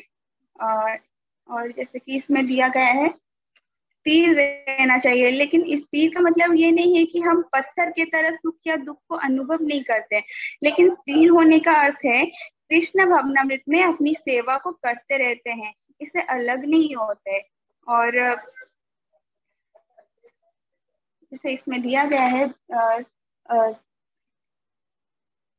बुराई की संभावना रहती है क्योंकि ये संसार द्वैत से पूर्ण है और आध्यात्मिक जगत में कोई द्वैत या द्वंद्व नहीं है, सब कुछ स्पिरिचुअल है। लेकिन इस जगत में हमें द्वैत का सामना करना पड़ेगा, गर्मी सर्दी सुख दुख मान अपमान का सामना करना पड़ेगा। इन दोनों परिस्थितियों में अपने सेवा के प्रति हम स्थिर रहें, ये हमारी स्थित प्रज्ञता का लक्षण है। और समाधि के बारे में जैसे दिया गया है, समाधि का मतलब अपने मन को कृष्ण के सेवा में फिक्स रखना है, भगवान की सेवा में लगाना है। किसी भी परिस्थिति में एकमात्र कर्तव्य है कि भगवान की सेवा करना, और ये हमारा लक्ष्य होना चाहिए। हरि बोल प्रभु जी। हरे कृष्णा। बहुत सुंदर सोनाक्षी माता जी, अमित प्रभु ने बहुत अच्छे से बताया था और आपने उसी को बहुत सुंदर और आगे बढ़ाया, बहुत सुंदर। और इतना सुंदर आज वर्णन हुआ। हाँ, अखिलेश प्रभु आप कुछ बोलना चाह रहे हैं, बोलिएगा बोलिएगा अखिलेश प्रभु। हरे कृष्णा प्रभु जी, धन्यवाद, प्रणाम सभी को।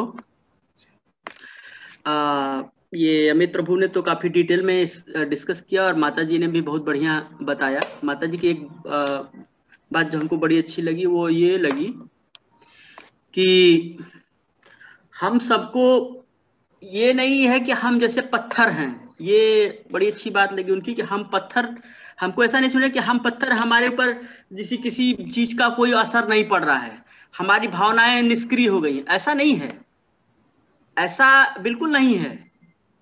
हम सारे लोग मतलब खुश रहते हैं, खुश चेहरे पे खुशी रहेगी, क्योंकि अभी इसके पहले एक श्लोक था ना कि पहले की जो भक्त होता है वो हमेशा प्रसन्न रहता है। उसका सबसे बड़ा लक्षण यही है कि भक्त जो रहेगा वो प्रसन्न रहेगा हमेशा।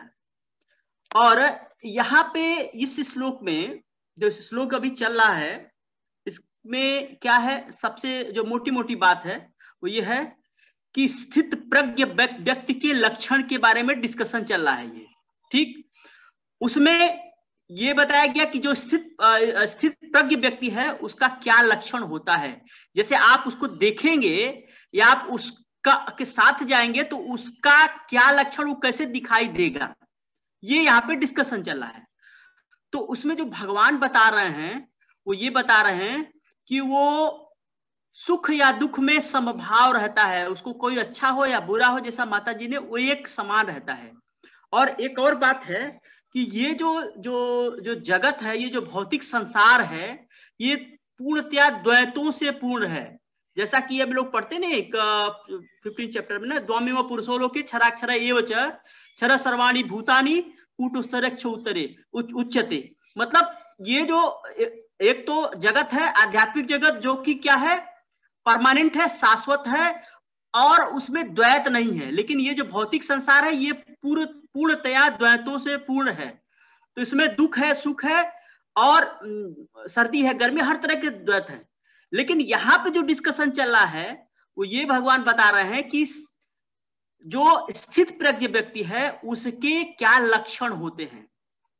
और आगे भगवान एक बहुत अच्छा श्लोका है, किस चैप्टर में है कि समय शत्रु च मित्रो च तथा मान अपमानेव शीतोष्ण सुख दुखेषु सम संग विवर्जिता।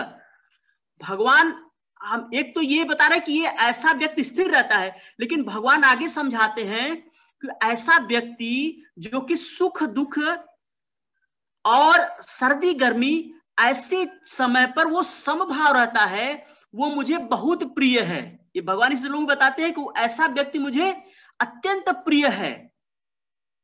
तो ये ऐसा व्यक्ति कौन है, प्रभुपाद जी बता रहे हैं, वो कृष्ण भावना भावित व्यक्ति है। यहाँ पे स्थित प्रज्ञ व्यक्ति की बात हो रही है।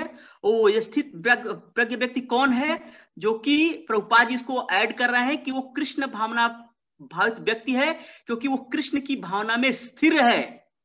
स्थिर है इसका मतलब उसको कोई भी, चाहे सर्दी हो, चाहे गर्मी हो, चाहे बुराई हो, चाहे अच्छाई हो, उसको प्रभावित नहीं कर सकती, लेकिन वो खुश रहेगा। माता जी की बड़ी अच्छी बात लगी कि वो पत्थर नहीं है। ऐसा नहीं कि हमको ये फील हो कि नहीं नहीं यार उसके ऊपर कोई असर नहीं, उसके अंदर सारी भावना व्याप्त है, लेकिन वो पत्थर नहीं है, वो खुश रहता है। सबको आएगा तो उसको भी हाँ हसब करेगा, लेकिन आपको लगेगा कि नहीं यार, लेकिन उसको अंदर कोई बात ज्यादा फर्क उसको पड़ता नहीं है। ऐसा व्यक्ति भगवान बोला है कि जो ऐसा व्यक्ति है वो मुझे अत्यंत प्रिय है। और इसके आगे भगवान क्या बोलते हैं, इसके आगे अगर आप देखेंगे तो भगवान बोलते हैं कि ब्रह्मभूत प्रसन्नात्मा न सोचति न कांक्षति सम सर्वेषु भूतेषु मद भक्ति लभते पराम। उसके बाद भगवान ये बोलते हैं कि अगर ऐसा कोई व्यक्ति है जो कि न तो शोक करता है न पछतावा करता है, तो ऐसा व्यक्ति जो संभाव रहता है वो मद भक्ति लभते पराम, वो हमारे पास निश्चित ही आएगा, उसको हमारी भक्ति निश्चित ही मिलेगी, इसमें कोई डाउट नहीं है, भगवान बोलते हैं। तो ये सारे स्तर हैं, ये स्तर है स्तर। और ये पहला स्तर ये बताया जा रहा है कि कृष्ण भावना भावित व्यक्ति जो है वो स्थिर होता है। और अगर ऐसी स्थिरता उसको मिलती है तो दूसरा स्टेप क्या है कि ऐसा व्यक्ति भगवान बोलते हैं हमको बहुत प्रिय होता है। तीसरा स्तर ये आता है कि ऐसा व्यक्ति जो कि बहुत स्थिर है, ये सारे इसमें सद्गुण हैं, वो डेफिनेटली हमारे पास आएगा, ये भगवान कॉन्फिडेंटली बताते हैं। तो ये बहुत ही अच्छा श्लोक है। और इसलिए और ये सारे व्यक्ति जो कौन है, वो कृष्ण भावना मृत है व्यक्ति हैं, जो कृष्ण की भावना में पूरी तरह से अपने आप को ढाल चुके हैं। भगवान कृष्ण को सेंटर में रख के सारे कार्य करते हैं, और न तो सुख से, न तो दुख से, न तो सर्दी से, न गर्मी से, किसी तरह की चीजों से प्रभावित नहीं होते। और ऐसी स्थिति को भी यहाँ पे प्रभुपाद जी बता रहे हैं कि यही समाधि की स्थिति है, यही श्लोक का एसेंस है, जो कि यहाँ पे प्रभुपाद जी बताने की कोशिश कर। हरि बोल प्रभु, हरि कृष्णा, दंडवत प्रणाम। हरे कृष्ण, बहुत सुंदर अखिलेश प्रभु जी, आपने उसी को और आगे क्लेरिफाई किया। ये माया कैसी है मालूम? माया वैसी है जैसे हम लोग ट्रेन में बैठे हैं। बहुत ध्यान से सुनिएगा, बहुत सुंदर एक छोटा सा एग्जांपल। ये सारी बातों को कैसे, जो अमित प्रभु ने बताया, फिर सोनाक्षी माता जी ने, अखिलेश प्रभु, इसको हम लोग कैसे अप्लाई कर सकते हैं अपने जीवन में, उसके लिए एक मैं छोटा सा उदाहरण आपके सामने रख रहा हूँ। हम लोग ट्रेन में बैठ के जब जाते रहते हैं तो क्या आता है, चाय ले, चाय ले, चाय चाय चाय चाय चाय चाय, अगल बगल चाय ले लो, चाय ले लो। वो जबरदस्ती पूछता है आपसे, हम नहीं लेना चाहते, लेकिन वो चाय चाय, आप बोलते नहीं, वो चला जाता है। 2 मिनट में फिर दूसरा आ जाता है, चाय चाय चाय चाय चाय। अब आपका मन देखिए, पहली बार तो बिल्कुल नहीं था, लेकिन अब थोड़ा सा आप क्या हो गए। तो माया इसी तरीके से हमको क्या करते रहती है, पूरे टाइम उकसाते रहती है, और जो उसके ट्रैप में फंस जाता है वो उसको पीना पड़ जाता है। तो हमें क्या नहीं करना है, लेकिन यदि आप, वो कितने लोग भी आते रहे, लेकिन यदि आप अपने काम में बिजी रहेंगे वहां पे, तो चाय वाला है, समोसा वाला है, पकोड़ा वाला है, हम उसमें नहीं उलझेंगे। तो हम उस चीजों में नहीं उलझेंगे। हम कब उलझते हैं, जब आप वहां पे खाली बैठे रहते हैं और जो आ रहा है उसको आप ध्यान दे रहे हैं। अच्छा अच्छा, चाय है, कितने का चाय है, अच्छा क्या है, कहाँ से बना, आपने पूछा एक बार तो गया। तो हमें क्या करना चाहिए, उसी के लिए बता रहे हैं कि वो चाय चाय चाय चाय, दिन भर ये पूरा भौतिक संसार में ये चाय चाय चाय चाय घूमते रहेंगे।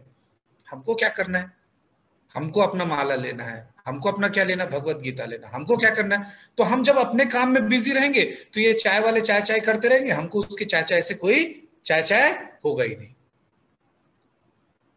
तो इसीलिए अमित प्रभु बहुत इंसिस्ट कर रहे थे हम सबको कि यदि हम माला करने लगेंगे तो हम फिर उन चीजों में नहीं उलझेंगे जिन कारणों से, तो ये माया का प्रभाव से हम बहुत आसानी से बच जाते हैं। दूसरी बात जो सोनाक्षी माता जी बोली और जिसको कि अखिलेश प्रभु ने इंसिस्ट कर रहे थे उस पे, वो हम पत्थर नहीं होते। इसको समझने के लिए मैं आपके बीच में बात रख रहा हूं डॉक्टर को। जब चोट लगता है तो बच्चे को ज्ञान नहीं होता तो क्या वो रोने लगता है, और माँ भी रोने लगती है, इसका हाथ टूट गया, पता नहीं अब ये लूला हो जाएगा, लंगड़ा हो जाएगा, वो चिल्लाने लगती है। लेकिन डॉक्टर उसको कैसे देखता है, आया आजा आजा, अरे कुछ नहीं हुआ कुछ नहीं हुआ, चलो लेट जाओ, अब बस छोटा सा ऑपरेशन करो। देखिए वो ज्ञान के स्तर पे है, उसी चीज को वो कैसे ले रहा है, बच्चा किस लिए, बच्चे को टूट गया, लंगड़ा लूला होगा उससे टेंशन नहीं, उसको दर्द हो रहा है इसलिए रो रहा है। और 10 मिनट बाद पट्टी बांटने के बाद वो खाने लगता है। वो छोटा बच्चा जितना छोटा होगा उतना जल्दी वो कोप अप कर लेता है, और चूंकि बड़ा होता है वो फ्यूचर को लेके टेंशन में रहता है कि अरे मेरे को 15 दिन तक बंदे रहे। छोटा बच्चे को कोई मतलब नहीं, वो लगड़ा के चलता रहेगा, उसको मना भी करेगा उसको कोई मतलब नहीं। क्यों? क्योंकि वो फ्यूचर नहीं देख रहा है। अमित प्रभु जो बोल रहे थे भय, भय का कारण अपने भविष्य को सोचना है। और डॉक्टर बड़े आसानी से ज्ञान में स्थित है, उसको मालूम है कुछ नहीं हुआ, ये हड्डी का ये छोटा सा ये हुआ, इसको मोड़ना है, इसको ऐसे करना है, इसमें लगाना है, 15 दिन में ठीक हो जाएगा। देखिए वो ज्ञान के स्तर पे है, तो वो चीज आई, लेकिन उसको किस रूप में लिया, इस रूप में लिया। तो इसी तरीके से जब हम भगवत गीता पढ़ेंगे तो हम ज्ञान पे स्थिर हो जाएंगे, हम उस स्तर पे आ जाएंगे कि सुख और दुख को बड़े आसानी से अपने जीवन में लेंगे और बहुत स्माइल करते हुए उसको निकाल देंगे। दुख आया, अच्छा अच्छा थोड़े दिन के लिए, सुख है, हाँ ये ज्यादा दिन नहीं रहने वाला ये भी चीज। तो जब आप हम इस संभाव में जब रहेंगे, इस ज्ञान के स्तर पर रहेंगे, तो सुख और दुख को बड़े सहनशीलता, बहुत अरे ये मिला है ठीक, सैलरी मिलता है तो कोई नाश्ता थोड़ी ना है, पहला सैलरी मिलता है तो कितना नाश्ता हुआ, पहला सैलरी मिलता, मेरे पहला सैलरी मिला,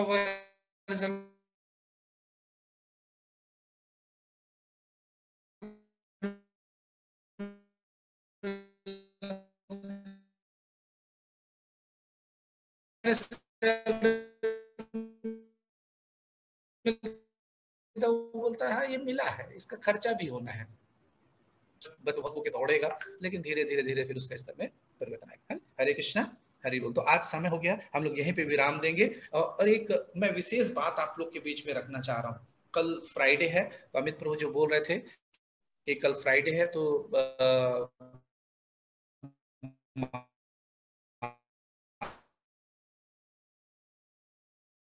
माला करेंगे और 1 घंटे भागवतम का क्लास होगा, है ना। पहले स्कंद के आपके बच्चे हैं उन सब बच्चों का आप डिटेल एंट्री करिएगा, क्योंकि हम हमारे जितने बच्चे, हम सब बच्चों की शादी करवानी है हमको, अच्छा परिवार मिले सबको। अच्छा क्यों?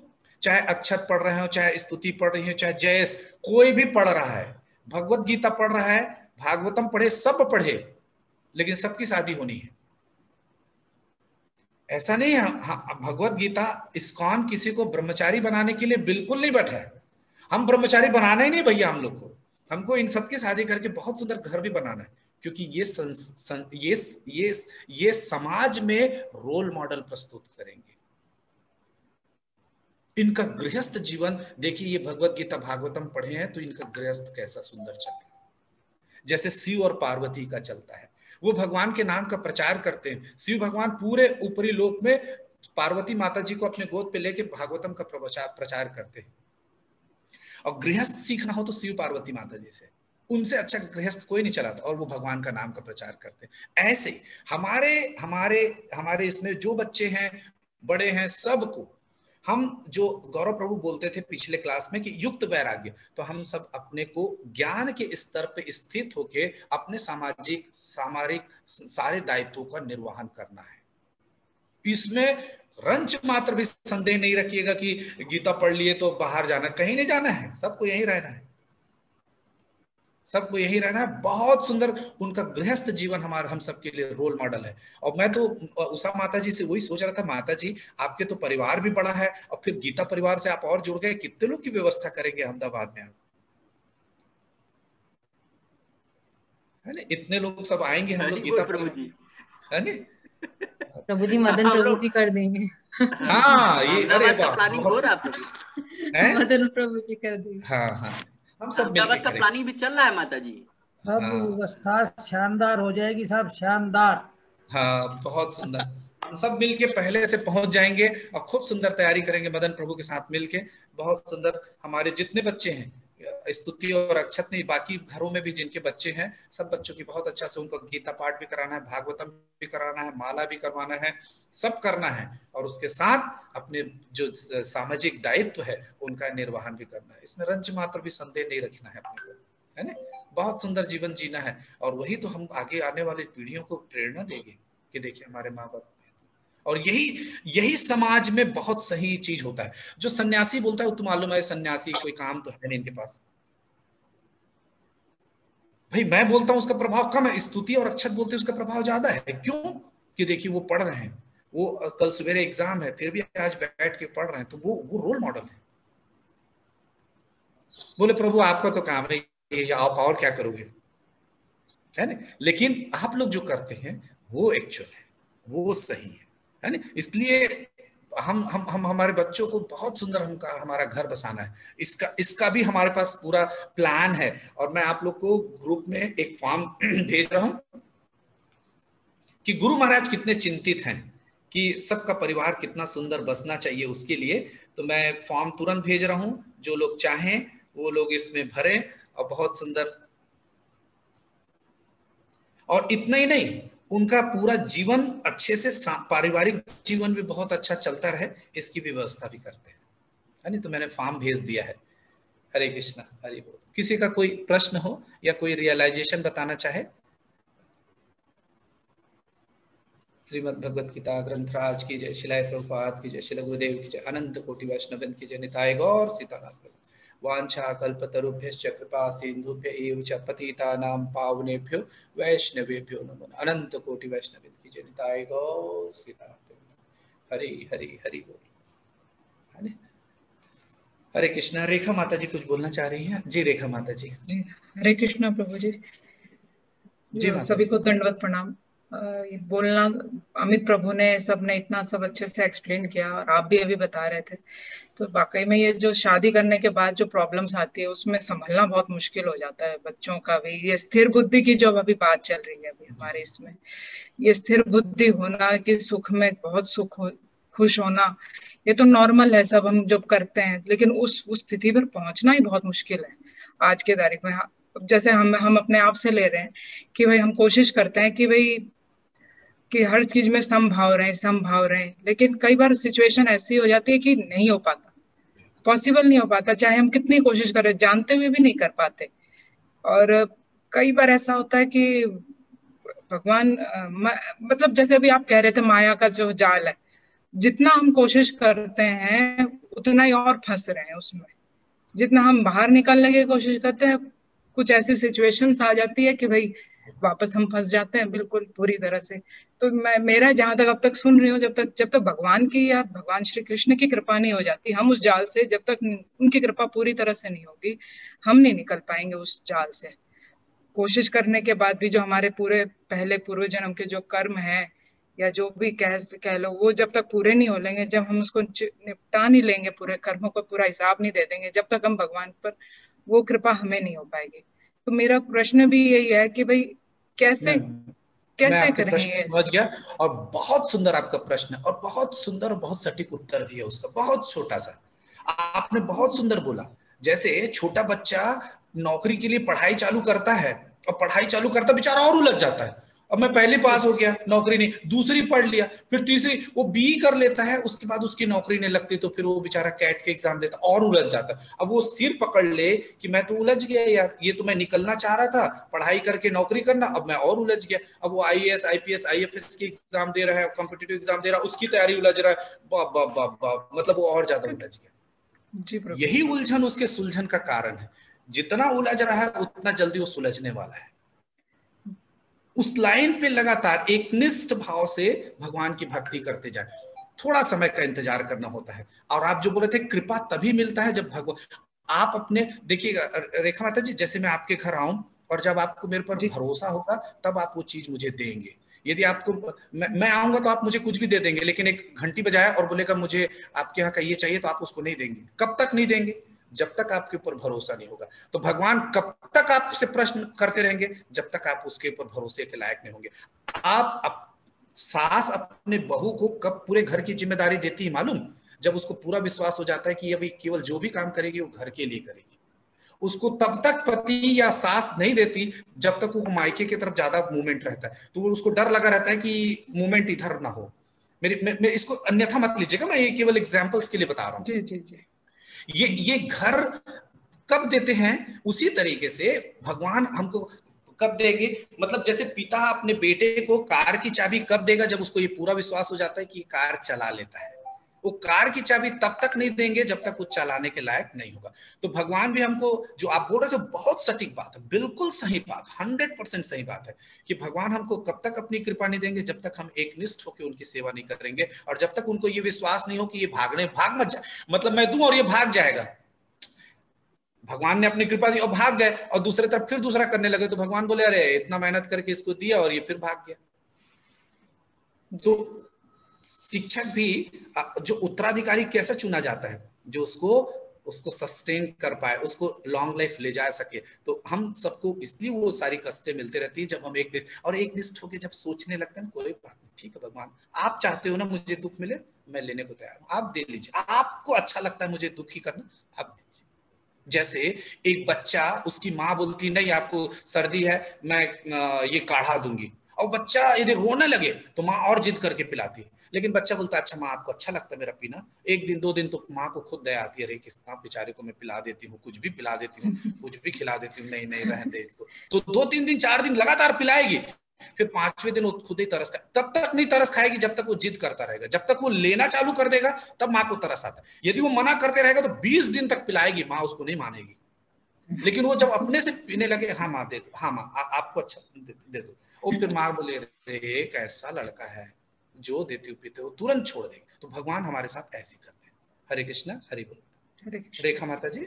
हरे कृष्णा प्रभु जी। प्रभु जी एक बात और थी, जैसे हम अपने बच्चों को आज की तारीख में, जैसे स्तुति है, अक्षत है, अभी आगे जाएंगे, बाहरी संसार में जाएंगे, जब और आगे बढ़ेंगे तब कैसे ये कर पाएंगे अपना चीजों को संभालना, क्योंकि बाहर का तो आवरण बहुत ही कह सकते हैं कि भाई, हाँ ये तो पीपी किट पहन के जाएंगे ना माता जी, इनका कुछ होना नहीं है।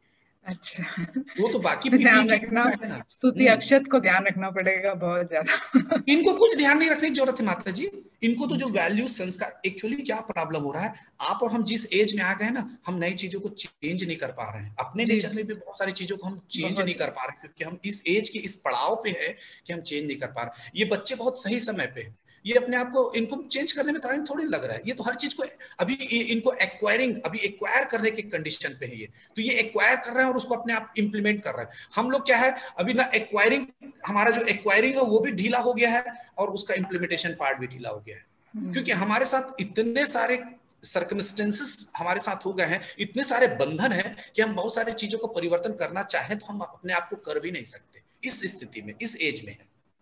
लेकिन ये बच्चे बहुत सही स्थिति में हैं, इस एज में जो भगवत गीता भागवतम का अध्ययन कर लिया है उसका जीवन बहुत आगे, बहुत उज्जवल है, क्योंकि वो इन सारी चीजों को बड़े आसान से लेंगे और झेल देंगे।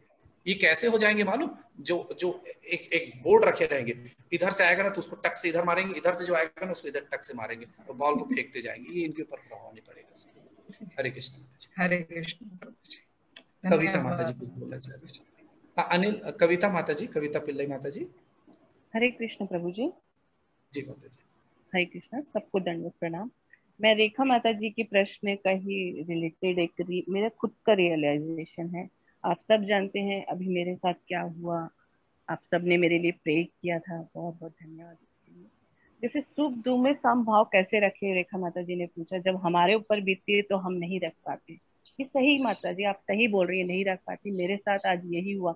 मैं 8-9 महीने से गीता क्लास पढ़ रही हूँ, तो मैं भी यही सोचती थी कि हाँ हो जाएगा, आत्मा अलग है, शरीर अलग है, ये सब चीजें। लेकिन आज जब मैंने अपने बेटे को खो दिया तो उस चीज को मैं भूल चुकी थी। मैं उसमें नहीं मतलब मैं समझ नहीं पाई कि गीता पढ़ के भी मैं उस समय विचलित हो गई थी, बहुत ज्यादा विचलित हूँ। आप समझ सकते हैं मेरे दुख को।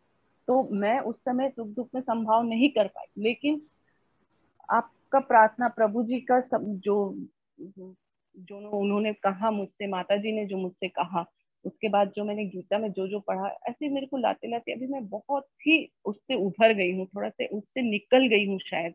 क्योंकि मैं समझने लगी हूँ चीजों को कि मेरे लिए कृष्णा जो सोचे हैं, जो करना चाह रहे हैं, वो अगर वो कर रहे हैं तो मेरे लिए ठीक ही होगा। वो मेरे लिए अच्छा ही सोचे होंगे, बुरा बुरा तो नहीं सोचेंगे। भगवान है मेरे, मैंने उनको सब कुछ अपना अर्पण कर दिया था 8-9 महीने पहले ही, उनको ही बेटा बना लिया था। तो वो जो कर रहे हैं आज, वो मेरे को जो दुख दिए हैं वो भी मैं उनको प्रसाद समझ के ग्रहण कर रही हूँ। मुश्किल जरूर होता है माता जी, लेकिन आज मैं संभल रही हूँ तो सिर्फ और सिर्फ गीता क्लास की वजह से और इस गीता जी की उपदेशों की वजह से और भगवान की कृपा है मुझ पर, जो मैं इस दुख से लड़ रही हूँ और हिम्मत दिखा के मैं एकदम डट के खड़ी हूँ कि इतना बड़ा दुख एक माँ के लिए, इससे बड़ा दुख कुछ हो ही नहीं सकता कि अपनी औलाद को खो दूं। और मैं फिर भी मैं अपने आप को खड़ा करके अपने आप को हिम्मत दिखाती, क्योंकि सिर्फ और सिर्फ गीता जी की वजह से और कृष्णा जी पे भरोसा है मेरा, बहुत बड़ा भरोसा है कि वो जो करेंगे मेरे लिए अच्छा सोच के कर रहे होंगे, मेरे परिवार के लिए अच्छा सोच के कर रहे होंगे। हरि बोल प्रभु जी। इससे आगे मैं जब बोल नहीं पाऊंगी। आज अमित प्रभु जी जो स्टोरी बताए थे किस जो चित्रकेतु का, जो तो वो स्टोरी भी कहीं ना कहीं मेरे से रिलेटेड था कि संतान ही मेरे सुख का कारण बना और मेरे दुख का भी कारण वही बना, और मैं उससे उभरी भी हूँ कैसे, तो वो भी इस कहानी में इसमें उसका आंसर है। तो रेखा माता जी, जो आपने जो प्रश्न किया था ना कि हम जब अपने ऊपर आता है तो हम कैसे संभाव रखें, तो मैं हूँ उसका जीवन उदाहरण कि मैं कैसे संभाव रख के आज मैं क्लास भी अटेंड कर रही हूँ और बोल भी पा रही हूँ इतने बड़े दुख में भी। तो क्या बोलूं, हरि बोल। हरे कृष्णा, हरि बोल कविता माता जी। हरे कृष्णा। और ये कविता माता जी हम लोगों की गुरु है। ये हमारे सीखना है, हमको इनसे सीखना है। ये रोल मॉडल है हमारे क्लास की। ये हमारे आज से गुरु हैं। हम लोग को इनको गुरु के रूप में स्वीकार करना चाहिए। और कविता माता जी ने जो एक एक शब्द बोला है वो बिल्कुल अनमोल था, अनमोल। धैर्य, बिल्कुल सही कहा प्रभु जी आपने, बिल्कुल सही कहा। अनिल पराशर प्रभु जी। हरे कृष्णा आप सभी को। नहीं प्रभु, कविता माता जी के बाद तो एक्चुअली फिर तो कुछ बचता ही नहीं उसमें, कुछ संशय मतलब एड ऑन कुछ बचता नहीं है। उन्होंने बड़ा ही एक्चुअली अपना निजी अनुभव के साथ बता दिया। वैसे मतलब एक दो लाइन जस्ट एक दुस्साहस ही है, मैं कह रहा हूँ। हम जो एक्चुअली अपने बच्चों, अपने प्रियो या किसी के भी बारे में सोचते हैं कि वो कृष्ण भावित या प्रभु की संगति में वो क्यों नहीं है, तो उसके लिए हमारा सिर्फ कर्तव्य इतना है कि हमें अपना कर्तव्य करते रहना। हम अपनी लगन रखेंगे और उनके लिए भी प्रयास करेंगे, और जब हम प्रयास करते हैं तो भगवान हमें कभी रुष्ट नहीं करता। और कुछ कर्म उन्होंने भी किए होते हैं, वो अपना उनके अनुसार भोगते हैं, मगर हमारा कर्म ये रहता है अगर कोई बच्चा है तो जब तक उनका बालपन है तो हम उनको अच्छी अच्छी शिक्षा दें, प्रभु का नाम, प्रभु का स्मरण कराएं। और अभी जैसे स्तुति माता जी और अक्षत प्रभु की बातें होती हैं तो अक्सर यही है। तो अब जैसे अक्षत प्रभु और उनका जैसे क्या नाम है, माता जी का और प्रभु जी का कितना वो रहा होगा अटूट प्रयास, वो प्रयास और वो सब प्लस कृष्णा जी की जो कृपा वो रही है, उनके बिना तो कुछ संभव नहीं। वही चलता रहता है, बस अपना काम है हमें करते रहना। उनका क्या होगा वो कृष्णा जी जानते हैं, हमें सिर्फ करना है। और बाकी जो कविता माता जी ने जो अपना निजी अनुभव बताया, उससे मतलब वो तो एक जीता जागता तरह का ऐसा उदाहरण है जिसका मतलब वो तो हम सार किसी के ऊपर लागू होता है। हरि बोल। कृष्णा अनिल प्रभु, बिल्कुल 16 आने के बाद हमको अपना काम करना है। हमको इस बात से परेशान नहीं होना है कि क्या होगा। हमारा जो दायित्व है उस दायित्व को निभाना है, और विश्वास करिए बिल्कुल सही होता चला जाएगा सब चीज। हरे कृष्णा। अच्छा प्रभु, सबके लिए हम लोग प्रेयर करेंगे।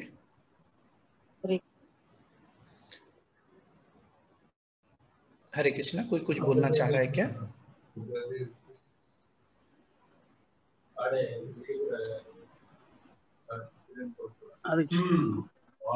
हरे कृष्णा।